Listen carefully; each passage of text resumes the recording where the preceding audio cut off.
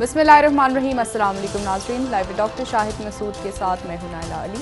नाज़रीन, आज वज़ीर आज़म इमरान खान साहब की ज़ेर सदारत होने वाले वफाकी काबीना के इजलास में मुल्क में पेट्रोल की कीमतों में मसनूई क़िल्लत का नोटिस लेते हुए वज़ीर आज़म साहब ने सख्त फैसलों का इंदिया दे दिया है, जबकि चेयरमैन नैब ने आमिर कियानी साहब और डॉक्टर ज़फ़र मिर्ज़ा साहब के खिलाफ इंक्वायरी की मंजूरी दे दी है। दूसरी जानिब पाकिस्तान में आज कोरोना से रिकॉर्ड 105 अमवात रिकॉर्ड हुई हैं, जबकि मुतासरा मरीजों की तादाद 1,10,000 से तजावज़ कर गई है। समेत दीगर अहम मौज़ूआत हैं जिन पर बात करेंगे। हमारे साथ स्टूडियो में मौजूद हैं डॉक्टर शाहिद मसूद। अस्सलाम वालेकुम डॉक्टर साहब। वालेकुम आपको भी। डॉक्टर साहब, वफाकी काबीना के इजलास में आज वज़ीर आज़म साहब ने मुल्क में पेट्रोल की कीमतों का नोटिस लेते हुए सख्त इक़दाम करने का इंदिया दिया है। क्या समझ रहे हैं आने वाले दिनों में क्या सख्त फैसले वज़ीर आज़म साहब करने जा रहे हैं? वज़ीर आज़म साहब सख्त फैसले तो करते जा रहे हैं पिछले 2 साल से, लेकिन यह है कि उनमें से मेरी दुआ है कि किसी एक फैसले के ऊपर अमल दरामद हो जाए। वो चीनी की कब हुई थी इंक्वायरी? परसों हुई थी। कल क्या हुआ था? कल भी कुछ हुआ था। ये एक दिन की बस खबर है, बस इसके बाद अब आगे निकल जाए। आज क्या वो जफर मिर्जा और उनका अच्छा वो अपनी जगह मौजूद है, वो अपनी जगह मौजूद है, अपनी जगह वो काम करते रहे। हाँ, पहले इंक्वायरी होती थी तो बंदा पकड़ के ले जाते थे 90 दिन के लिए, लेकिन अब वो अपनी जगह मौजूद रहेंगे। अच्छा, मैं जरा आता हूँ ये इनकी तरफ। मैंने कहा ये इस वक्त जो है ये पूरा सिस्टम एक बोगस सिस्टम हो गया है और अब लोग इन बातों को संजीदा नहीं ले रहे। खान साहब को मैंने पहले भी उनसे गुजारिश की थी और कल भी और आज भी कि अब लोग संजीदा नहीं ले रहे बातों को। इसको पकड़ा जाएगा, उसको पकड़ा लोग अब लोग जो है ना, अब मतलब लोगों का जो है ना सब्र का, लोग इसको एंजॉयमेंट के तौर पे ले लेते हैं, लेकिन अब इससे ज़्यादा जो है ना कि इसको पकड़ा जाएगा, उसको भागने दिया जाएगा, चोरी को इसको पकड़ो, डाकू को उसको पकड़ो, ये करो वो करो। मतलब लोग अब लोगों के मसले मसाइल जो है ना वो मतलब है कि एक रहना चाहिए जिसको कहते हैं ना कि भरम रहना चाहिए लोगों का। कम अगर बात करेंगे ना इस पे कम बात करें। देखिए और भी मौजूद है ना कोविड के ऊपर बात कर लें, वो सैलाब का खतरा आ गया है अभी, उसके ऊपर बात कर लें। लेकिन ये जो बात होती है ना कि वो उन्होंने नोटिस ले लिया, वो नाराज हो गया, एक ने कहा तेल नहीं मिल रहा, दूसरे वजीर ने कहा अच्छा मिल तो रहा है, अच्छा फिर वजीर आजम बरहमी का इजहार किया, फिर उन्होंने कहा खबरें बाहर क्यों आ जाती हैं, बेखबरें बाहर। इसको बस कर दें, ये जो है ना काफ़ी हो गया मतलब है कि खान साहब से गुजारिश है दस बदस्ता कि लोग असल में इस वक्त परेशान है, वो मजाक के मूड में नहीं है। बिल्कुल। और उनके दुख, उनके गम जो है ना, वो इस तरह की बातें सुन के ना असल में एक होता ना, एक वो फिर मजा फिर अजीब सा लगता है।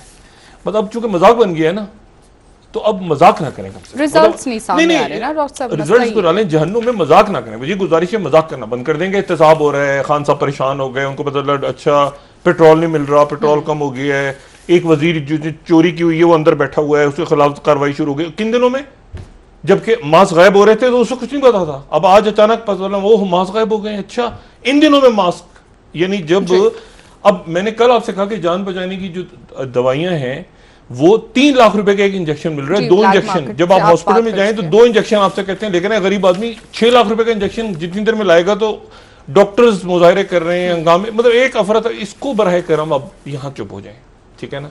ये अलामियाँ वलामियाँ ना जारी किया करें। काबीना के बाद जो अंदर कुछ हुआ वो कर रखे, लेकिन उसमें और मतलब आप भी आपसे भी गुजारिश में सवाल ना किया करें इस मसले पे कि वज़ीर आज़म तो आपको पता चला उन्होंने हैरानी का इजहार किया, परेशान हो गए वो, और ये हो गया, अच्छा हो गया। अच्छा, तो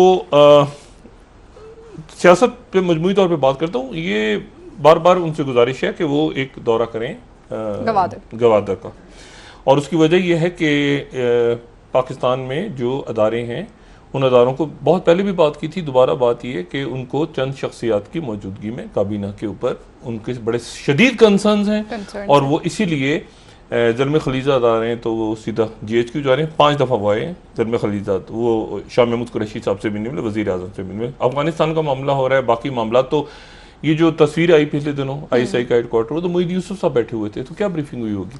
तो वो ऐसे ही इमरान खान साहब को जब उनको खुद भी इल्म है इस बात का कि कुछ लोगों को उनको हटाना पड़ेगा जिस पे कंसर्न्स हैं सिक्योरिटी के, लेकिन डॉक्टर वज़ीर आज़म साहब वज़ीर आज़म हटाएं ना क्यों, मुझसे मेरा ख्याल था कि हटा देंगे वो। मेरा ख्याल था कुछ दिन रोज पहले जब उन्होंने बात की थी ना कि असासे वगैरह डिक्लेयर करना और बाहर के उन लोगों की मौजूदगी में बात नहीं हो सकती कैबिनेट के अंदर 50-51 लोगों की मौजूदगी में, और ना उनके सामने सिक्योरिटी डिस्कस हो सकती है। मैं 3 महीने से जो लफ्ज इस्तेमाल कर रहा हूँ वॉर कैबिनेट, वो कोई वजह है तो इस्तेमाल कर रहा हूँ, ठीक है ना। वो जो लोग जिन्होंने यहाँ पे नहीं रहना और जिन्होंने बाहर चले जाना है, अब वो डोनर्स हैं, कौन है, क्या है, उनकी मौजूदगी में आने वाले दिनों में जो हालात मुल्क में पैदा होने जा रहे हैं, उनकी मौजूदगी में बात नहीं हो सकती, ठीक है ना। ये तस्वीरें दिखाते रहे, खुश होते रहे, दौरा किया इधर का उधर का, वो बैठे हुए 4, वो जो बात कहनी है वो, मैं भी तो इस्लामाबाद में बैठ के बोल रहा हूँ ना, मैं कह रहा हूँ कि नहीं है एक पेज तो क्या मतलब, बस ठीक है एक पेज पे है, लेकिन वो बात नहीं है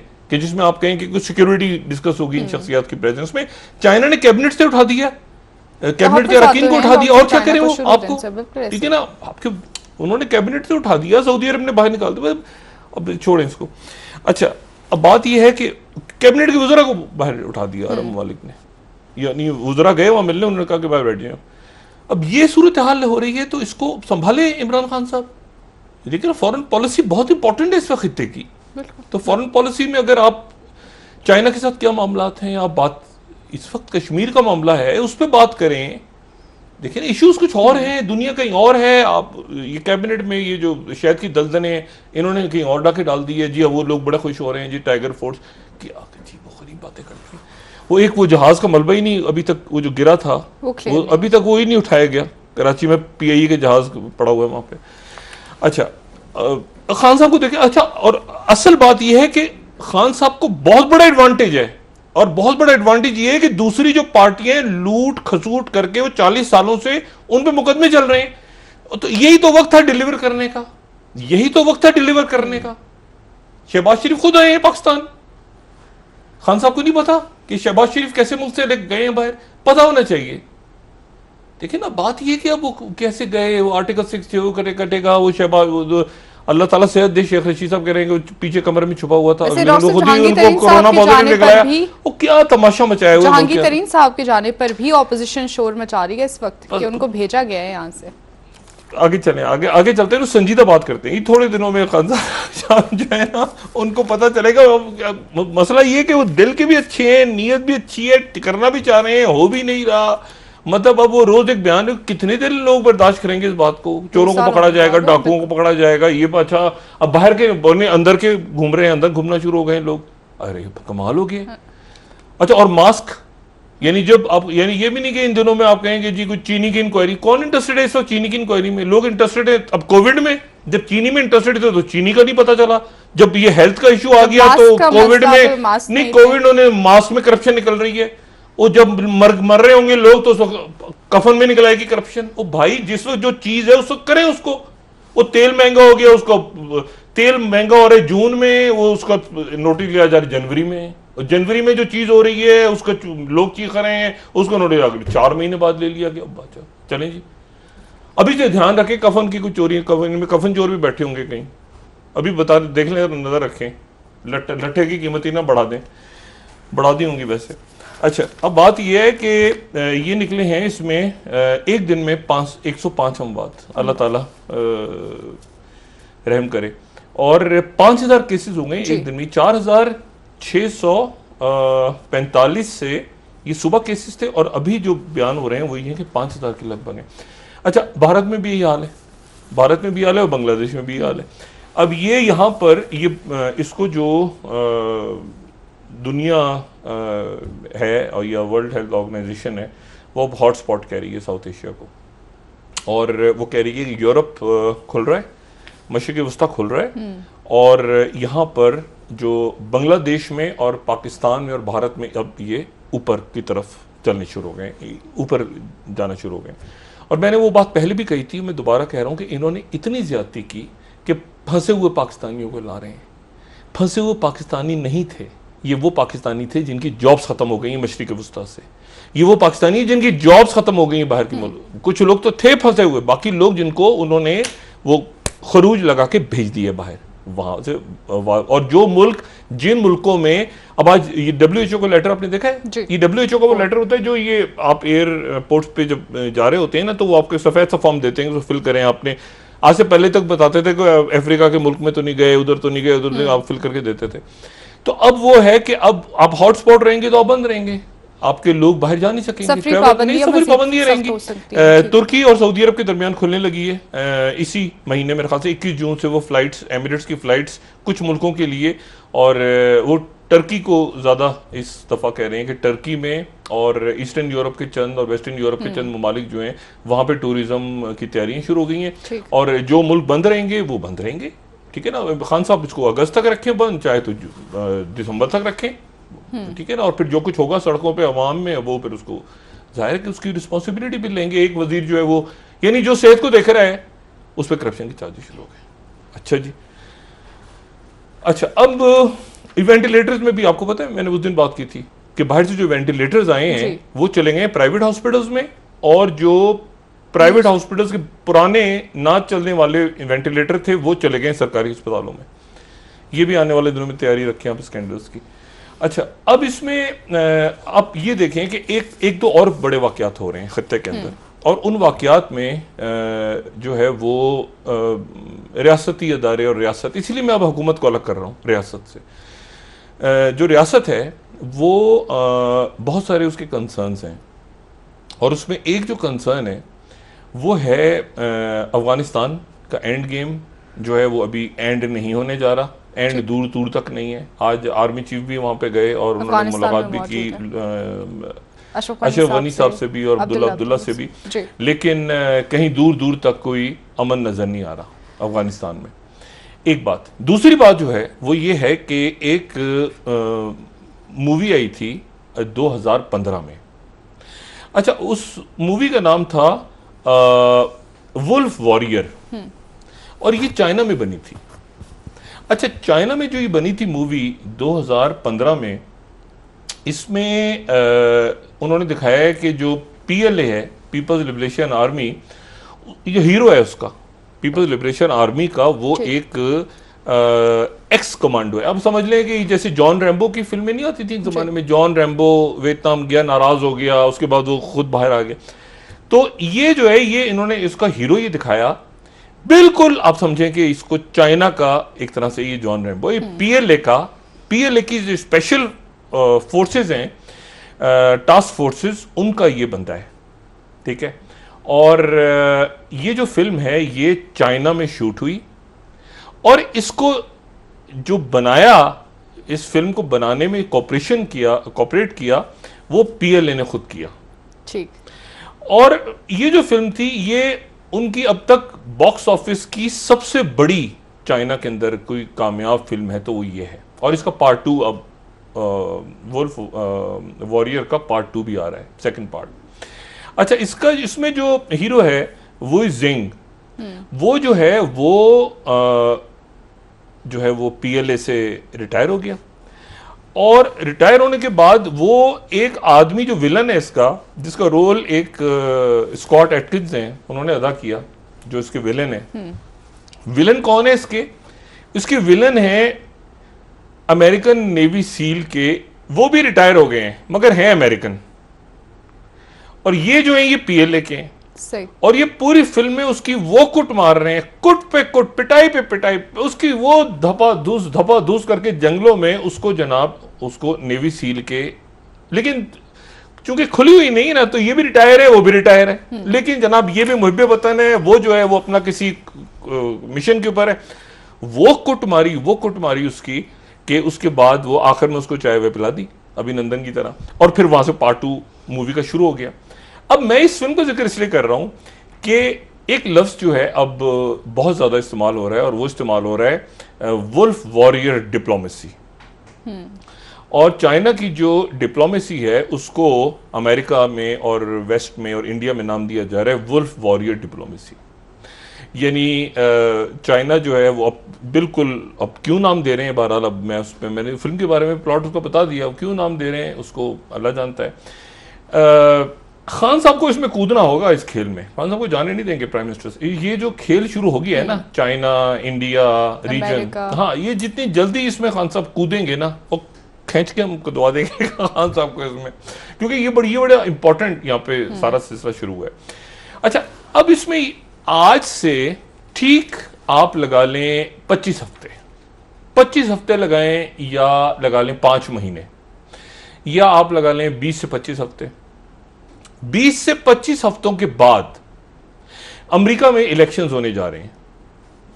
और सवाल यह है कि वहां पर जो बाइडेन के खिलाफ जो ट्रंप हैं वो सड़कों पे हंगामे हो रहे हैं, अमेरिका में आग लगी हुई है। व्हाइट हाउस के बिल्कुल सामने अगर आप देखें वहां पे मनाजिर टीवी स्क्रीन पे तो मुजाहिरे हो रहे हैं, बाढ़ लगी हुई है, नेशनल गार्ड्स जो हैं वो इनकार कर रहे हैं कि हम नहीं करेंगे। अच्छा जी, मेयर जो गवर्नर्स हैं वो इनकार कर रहे हैं और कि जी नहीं हम तो। उसके बाद ट्रंप जो है वो फौज को बुला रहे हैं, मार्क स्पेंसर कह रहे हैं कि नहीं फौज को नहीं आना चाहिए, सेक्रेटरी डिफेंस, पुराने जो सेक्रेटरी डिफेंस है जिम मैटिस, वो उनकी बड़ी इज्जत है जनरल जिम मैटिस की फौज के अंदर, वो भी कह रहे हैं कि नहीं ये नहीं होना चाहिए। उसके बाद कहीं से कॉलिन पॉल निकल के आ गए, कॉलिन पॉल ने कहा कि अच्छा जी ये नहीं होना चाहिए, ऐसे नहीं होना चाहिए, होगा फलां होगा दिमाग खराब होगा। लेकिन जो ट्रंप है, ट्रंप कह रहे हैं कि मैं इलेक्शन में वो ऐसे ही जा रहा है। अच्छा, अब दो जगह पर दुनिया में 2 जगहों पे ये मामलात हो रहे हैं। अमेरिका में इससे पहले 1968 में जब निक्सन का इलेक्शन हो रहा था, तो निक्सन का इलेक्शन से पहले भी अमेरिका में अफरा तफरी थी, बहुत हंगामे थे, लोग सड़कों पे थे, मार कुटाई हो रही थी, आग लगी हुई थी, पथराव हो रहा था। और वो इसलिए हो रहा था कि निक्सन का जो इलेक्शन था उससे पहले अमेरिका में 2 कत्ल हो गए, 2 लोग कत्ल हो गए। एक जो है वो रॉबर्ट कैनेडी का कत्ल हो गया। रॉबर्ट कैनेडी जो कि जॉन एफ कैनेडी के भाई और अटॉर्नी जनरल भी थे, वो सेनेटर भी थे, उनको एक फलस्तीनी अरब क्रिश्चियन ने गोली मार दी। और गोली मार दी उनको एक होटल के अंदर, लॉस एंजल्स के अंदर। वो खिताब किया उन्होंने एक गैदरिंग में, और खिताब करने के बाद वो बाहर निकले तो इनका चूंकि बहुत ज़्यादा प्रो इजराइल स्टांस था, उस बंदे ने गोली मार दी। ये बंदा अभी तक जिंदा है, अभी तक ये जेल में कैद में है। इस पे लास्ट ईयर भी एक अटैक हुआ था और ये अभी तक जो है कैद काट रहा है। भाग गया था, फिर पकड़ा गया, फिर भागे।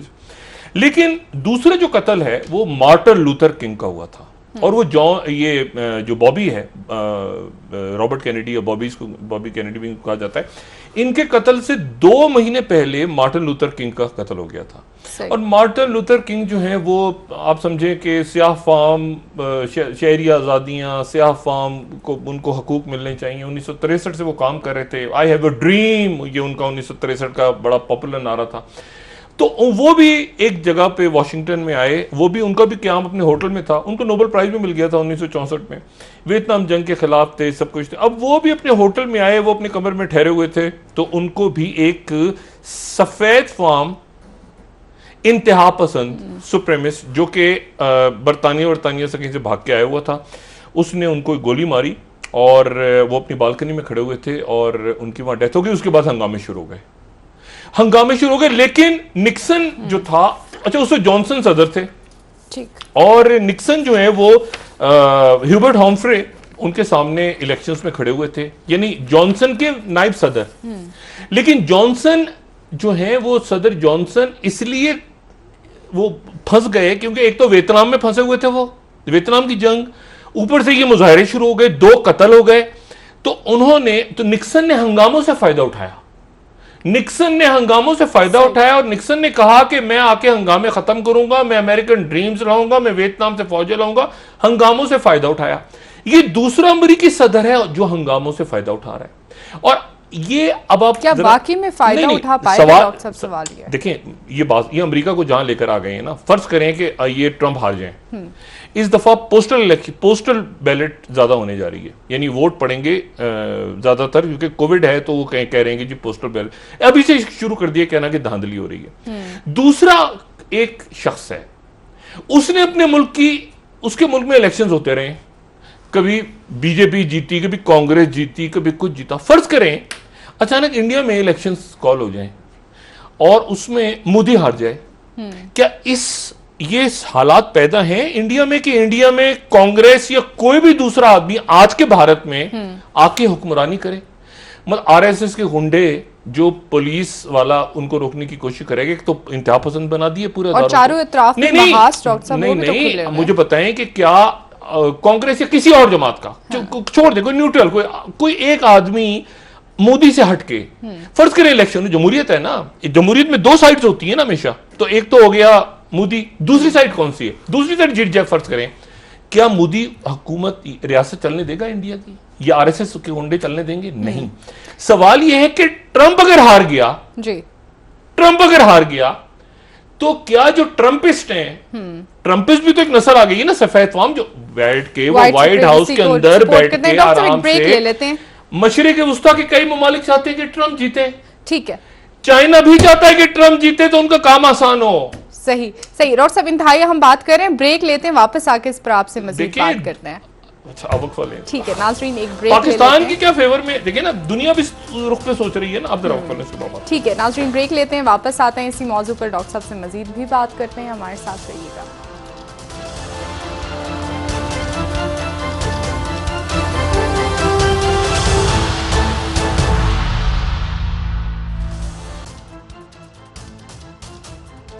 वेलकम बैक नाज़रीन। जी डॉक्टर साहब, ब्रेक से पहले आपने बात की कि ट्रंप का इलेक्शन जीतना चीन के मफाद में है, तो डॉक्टर साहब क्या आप समझते हैं कि पाकिस्तान के भी मफाद में होगा ट्रंप का जीतना?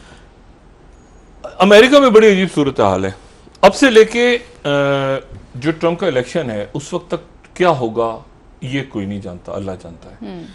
लेकिन क्या इलेक्शन डिस्टर्ब हो सकते हैं, ये एक थ्योरी चल रही है कि डिस्टर्बशन, कोई भी इवेंट्स, कोई भी वाकयात, बड़े वाकयात, और क्या ट्रंप जो है वो कांग्रेस को मुअत्तल कर सकते हैं इस दरमियान, कोई ऐसे वाकयात हो जाएं दुनिया में। ठीक। और क्योंकि दुनिया कोविड के बाद की जो दुनिया, अभी आहिस्ता आहिस्ता जब लोग खुलेंगे और उनका अंदाज़ा होगा कि मईशत के साथ क्या हुआ है, उनके हुक्मरानों ने उनके साथ क्या किया है। अब इंडिया की जो बात है, देखिए इंडिया की मैंने मिसाल क्यों दी, मैंने मिसाल इसलिए दी कि आपने दूसरों के लिए जगह ही नहीं छोड़ी, लेकिन दूसरों के लिए जगह नहीं छोड़ी। इंडिया में मोदी नहीं है तो कौन है, जो है उसको वो सांस ले सकता है आके, उसको, यानी स्टेट विद इन स्टेट बन गई है ना आरएसएस। तो अब वहां पर जो भी मोदी के अगेंस्ट बात करेगा वो गद्दार है। तो अगर फर्ज करें इलेक्शन हो, अगला इलेक्शन, तो उसका अगला इलेक्शन, तो एक रियासत को आपने बिल्कुल जिस तरह वो ले गए ना, ट्रंप ले गया वापस, जो सियाह फार्म गुलाम होते थे, और वो एक आजादी, वही देखिए, अगर आप देखें इंडिया को और आज के भारत को और आज के अमेरिका को, तो बुनियादी सोच एक ही है। एक सियाह फार्म को मारती है पुलिस, और लोग सड़कों पे पूरे अमेरिका के निकल आते हैं, और वो ये कहते हैं कि ब्लैक लाइव्स मैटर, तो ये उनका नारा है।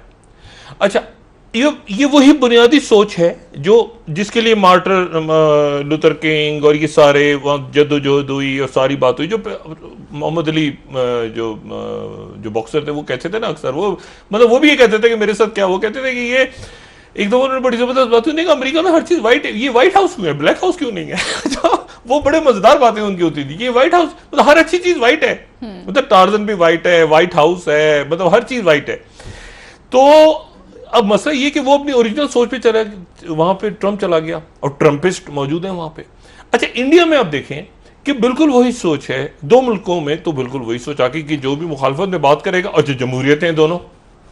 अच्छा, जो ट्रंप है, प्रॉब्लम मोदी के साथ क्या है, मोदी तो फिक्स माइंडेड आदमी है ना, सोचा हुआ है। अभी वहां पे आज इतला आई कि जी वो उन्होंने अपने मीडिया पे चलाया है, और ये चलाया है कि जी वो कोई सुलह सफाई हो गई चाइना के साथ। लेकिन मसला ये कि सीएनएन ने क्या कहा है, जो सीएनएन ने कहा है वो सीएनएन को, ये सीएनएन को देखे ना, इंडिया के लोग बेवकूफ हैं, वो सीएनएन को नहीं पढ़ेंगे। सीएनएन कह रहा है the border spat between India and China is turning into an all out media war. ये नहीं, वो एक मीडिया से वॉर से, और नीचे पढ़े तो वो कह रहे हैं कि मीडिया की वॉर है, और ये किसी वक्त भी इतनी तलखी है कि वो आगे भी जा सकती है। और चाइना ने उसमें वो जो ये देख रहे नीचे उन्होंने वीडियोज अपने डाल दिए हैं और वगैरह वगैरह के, वो उनकी फौजें पहुंच रही हैं और ये सारा। अच्छा, अब मसला ये है कि इसको इंडिया में क्या सूरत हाल है। इंडिया में सूरत हाल ये है कि इंडिया जो है वो खामोशी से इंतजार करेगा अगले कुछ दिन। चाइना ने खामोशी से उनको इंडो पैसिफिक से उठा के वापस एशिया पैसिफिक में डाल दिए, मतलब इंडो से अब उनका कोई ताल्लुक नहीं रह गया। इंडो में जितने जजायर, कोई आवाज आई हांगकांग के लिए, हांगकांग के लिए कोई इंडिया से आवाज उठी, ताइवान के लिए कोई बात हुई, किसी मुल्क के लिए कोई बात हुई। जिस दिन से ये ढोल धप्पा हुआ है, इनकी पिटाई शिटाई हुई है, उस दिन के बाद ऑस्ट्रेलिया से पहले बात कर रहे हैं, 36 इंच का सीना, ये सारी बातें वो खत्म हो गया। अब मसला ये है कि उन्होंने इतनी थपकी देनी, इससे ज्यादा नहीं करना था काम, उन्होंने इतना ही करना था। वुल्फ वॉरियर इतना ही काम करके फिर पार्ट 2 भी तो बनेगा ना मूवी का। पार्ट 2 कैसे बनेगा?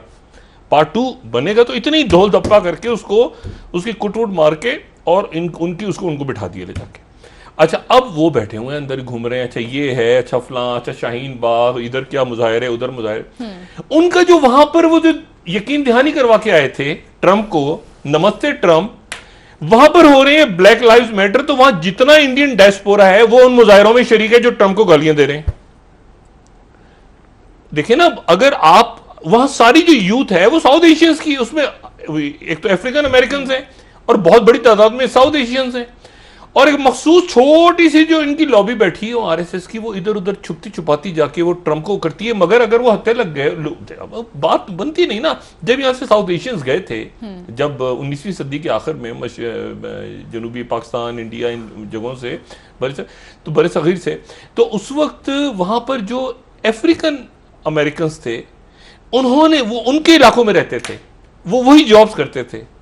तो बात यह है कि अब वहां पर ये नफरतें अगर उभर रही हैं, तो उसके ख्याल से कि आप ये सफेद जो एक्सट्रीमिज्म है सुप्रीमेसी का, इसमें आपको काले नीले पीले लोग घुसते हुए नजर आएंगे, सेंस बनती है नहीं। तो वो सारे उन मुजाहिरों में है।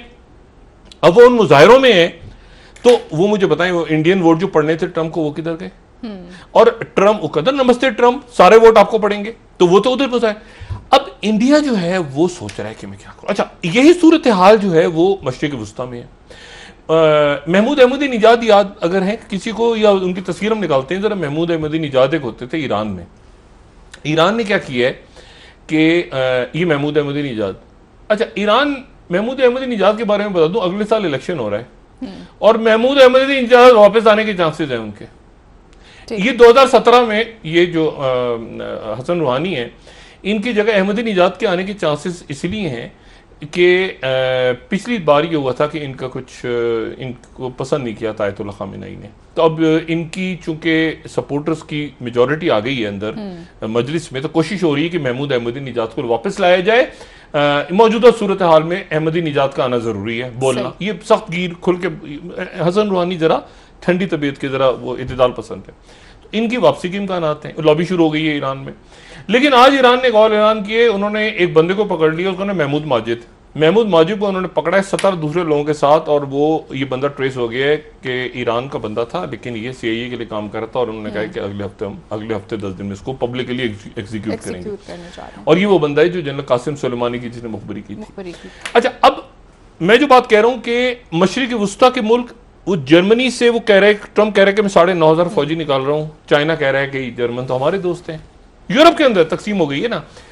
उसके बाद जो दूसरा खतरा वहां के लोग बता रहे हैं, वो कह रहे हैं 2016 के इलेक्शन में जो रूस ने किया था, इस बार चाइना, ये अमेरिकन मीडिया और इंडियन मीडिया शोर कर रहा है, रारा रप्पा डाला हुआ है कि इस इलेक्शन को चाइना, जो मैं कह रहा हूं ना ये इकोसिस्टम जी, जो मैं 4-5 रोज से इस प्रोग्राम में बात हुई है, ये आने वाले दिनों वो कह रहे हैं ये पूरा का पूरा जो इलेक्शन है ये चाइना और रशिया मिलके, क्योंकि इस दफा तो कोविड की वजह से एक एक तफसील दुनिया की इंटेलिजेंस एजेंसी जो कि साइबर पे और इलेक्ट्रॉनिक वॉरफेयर पे काम कर रही है उनके पास मौजूद है।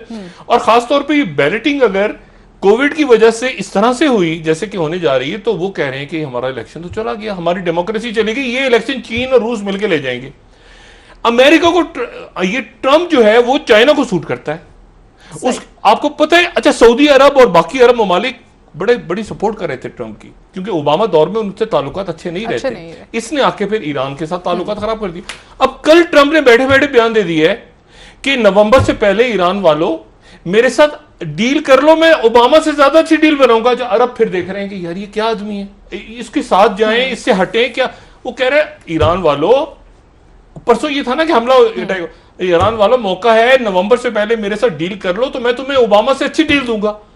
अच्छा, अब देखिए, अब एक अनप्रेडिक्टेबल सा आदमी है।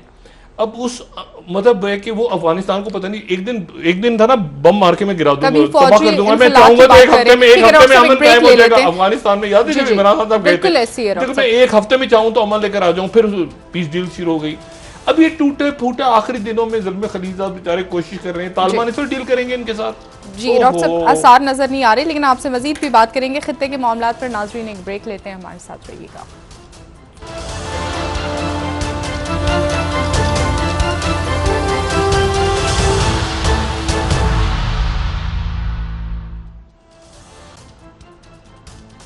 वेलकम बैक नाज़रीन। जी डॉक्टर साहब, आज वज़ीर आज़म साहब ने वफाकी काबीना के इजलास में कहा है कि जो पेट्रोल की कीमतों में मसनूई किल्लत हुई है, उस हवाले से उन्होंने कहा है कि सख्त फैसले किए जाएंगे। तो मसनूई किल्लत पहले भी हुई थी, मैंने आपसे कहा ना ये कुछ भी नहीं इसमें हो रहा, ये वक्त का ज़िया है और ये इमरान खान साहब के लिए आने वाले दिनों में मज़ीद प्रॉब्लम्स होंगे। और जो अपोजिशन की जमातें हैं वो स्पेस लेती जाएंगी। इमरान खान साहब आइसोलेशन से निकलें, चले जाएं, इस वक्त कहीं पर अचानक पहुंच जाएं, किसी को बताइए जो है ना कि फाइलें लिया है, वो शायद की दलदल फलाना सबको साइड पे फेंकें, बाहर निकल जाएं और कहें कि 1 मिनट में बताए बगैर किसी को गाड़ी में, जो टिपिकल इमरान खान स्टाइल, वो किसी हॉस्पिटल में पहुंच जाएं, वो अचानक किसी होटल में पहुंच जाएं कि रोटी कितने की मिल रही है, अचानक अद्वियात की दुकान पे पहुंच जाएं, क्या हो रहा है यहाँ पे, तो उस तरह मसला हल होगा। ये जो है ना कि कागज रख दिए सामने, फाइल रख दी, तर्जुमानों का इजलास हो रहा है, तारीफें हो रही, इससे कुछ नहीं होगा, इससे कुछ भी नहीं होगा, नुकसान पर नुकसान होता चला जाएगा और उसके नतीजे में अदारों के दरमियान, देखिए मैंने आपसे कहा ना कि ये जो इंटरनेशनल सिचुएशन है उसमें सिक्योरिटी कंसर्न्स हैं और इमरान खान साहब को पता है इस बात का, उनको इल्म है, अंदाजा है, लेकिन ये है कि या तो वो शख्सियात जो हैं वो इमरान खान साहब के साथ इस तरह नत्थी हो गई हैं कि इमरान खान साहब उन्हें हटा नहीं पा रहे। मैंने पूछा कि क्या लोगों से, मुख्तलिफ लोगों से पूछा, मैंने कहा ये बातें जो हैं ये इमरान खान साहब को इल्म है इन शख्सियात को, उन्होंने कहा जी बता दिया गया, लेकिन वो चूँकि बैठ जाती हैं शख्सियात आके, तो इसलिए मतलब उनके सामने फिर बात नहीं हो पाती इंटरनेशनल इशूज़ पे, रीजनल इशूज़ पे। जो सबसे अजीब व गरीब बात हो रही है ना इस वक्त, वो ये कि भारतीय अवाम को उनकी हुकूमत नहीं बता रही, यानी उनको ये नहीं बताने, वो बता रहे कि वहाँ पर क्या हुआ है, वहाँ पर हुआ क्या है, वहाँ पर चाइना अपनी जगह मौजूद है, चाइना आगे बढ़ने जा रहा है। ये LOC और LAC को वो नहीं मानता, चाइना नहीं मानता, इंडिया वो कहता है, वो कहते हैं नहीं कहीं, वो नहीं मानता। LOC और LAC ये दोनों चीजें आने वाले दिनों में यकजा होने जा रही हैं, तहलील होने जा रही हैं। इनको वो इंडिया या तो इंतजार कर रहे हैं कि इसको ट्रंप जीत जाए या लोगों को बताएंगे तो कहीं, तो इसको साइड पे लेके चले गए हैं। यानी चाइना जो है, मुझे ये बताएंगे गलवान वैली में या जो ये पेंगोंग इनका इलाका है, या जो हॉट स्प्रिंग्स हैं, वहां पर वो आया है, वो क्या इनका गोलगप्पे खाने के लिए आया है? वो भाई उन्होंने जो शौक इनका दरिया है, शौक दरिया, और साथ के दौलत बेग रोड, और यहाँ पे सारी वो जहाज़ों के उतरने की उन्होंने जगह बना ली है, वहाँ पे मजीद फौजें पहुँच रही हैं, उनके कमांडर्स पहुँच रहे हैं, और तो इसके बारे में, और ये चाइना इलेक्शन से पहले करेगा, देखिए ना, इलेक्शन से पहले करेगा, वुल्फ वॉरियर डिप्लोमेसी, कुट। अच्छा, वो कुट उसी वक्त मारता था वुल्फ वॉरियर जब वो दूसरा बिजी होता था। आप फिल्म देखे ना, वो दूसरा कहीं और बिजी है, वो जाके वुल्फ वॉरियर के सर पे दरख्त तक कूदता था, वो पकड़ लेता था नीचे, उसके लोग मार देता था। तो ये जो है वो नाम इन्होंने सही रखा है, लेकिन अगर अपने लोगों से गलत बयानी करेंगे तो आने वाले दिनों में इंडिया को मजीद सरप्राइजेस देखने पड़ेंगे, देखने नहीं पड़ेंगे, देखने जा रहे हैं, चाइना की तरफ से भी और पाकिस्तान की तरफ से भी। सही, ठीक। कारगिल का लफ्ज मैंने चंद रोज पहले कहा था कि ध्यान में रखें, ये बार बार आने वाले दिनों में सुनाई देगा लोगों को। जी, बहुत बहुत शुक्रिया डॉक्टर साहब। जी नाजरीन, प्रोग्राम का वक्त खत्म हो गया है, कल इंशाल्लाह दोबारा आपसे मुलाकात होगी। मुझे नाइला अली को इजाजत दीजिए, अल्लाह हाफिज़। जी डॉक्टर साहब, चाइना ने अपनी जमीन नहीं छोड़ी तो पाकिस्तान अपनी जमीन कैसे छोड़ेगा? अपना दोस्तों, रिश्तेदारों, गिरदोनवाह के लोगों का सब ख्याल रखिएगा। अल्लाह हाफिज़।